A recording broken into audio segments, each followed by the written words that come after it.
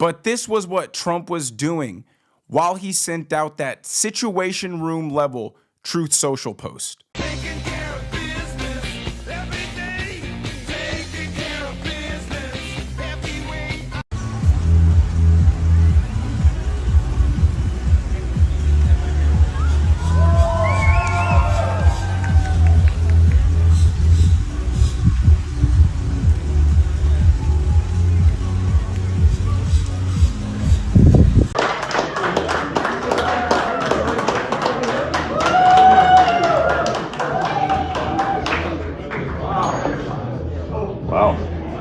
Yes, that is Marco Rubio, his Secretary of State that you saw at the end of that.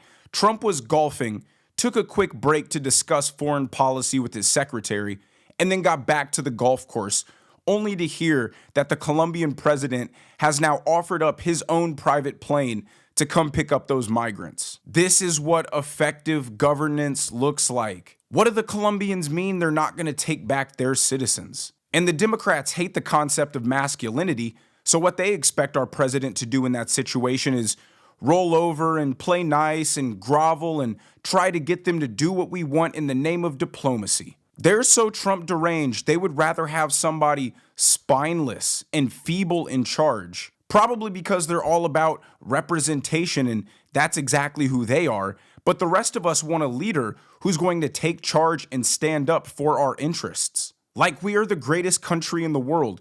We're the strongest. We're the most prosperous. We ushered in the era of world peace, democracy, equality, freedom across the world. We saved the world from tyranny 2 times. Our military protects the waterways and allows this comfortable, peaceful way of life to exist. Our businesses are the biggest. Our colleges are the best. Our hospitals are the best. Our citizens are the richest. Our citizens are the most generous.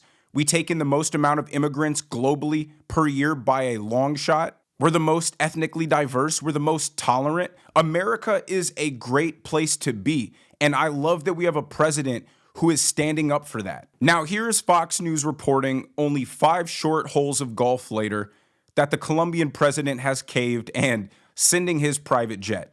Watch.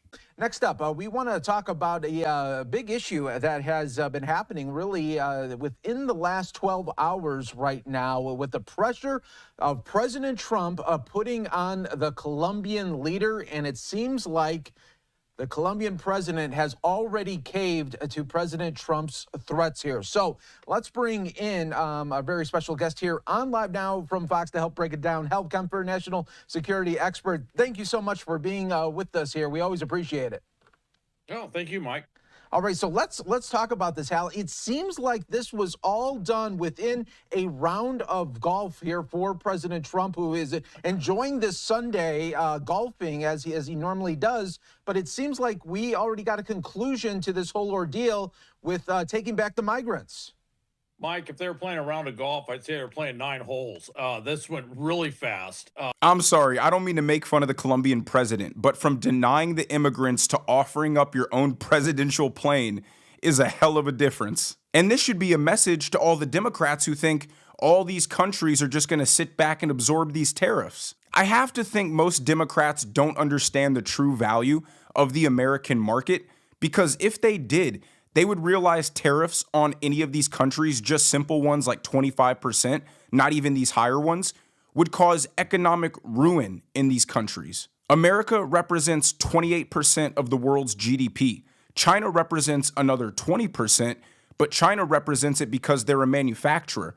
America represents it because we're a consumer. We have money to spend. If any of these international companies get cut off from the US market, it means that instantly, overnight, half your staff has to get fired. Companies start failing. And again, I think Trump's been pretty clear. He's not trying to antagonize countries. He's trying to do what he can to get other countries to play fair in the name of America first. Our primary goal as Americans is no longer to siphon the wealth from our citizens and distribute it vastly across the world.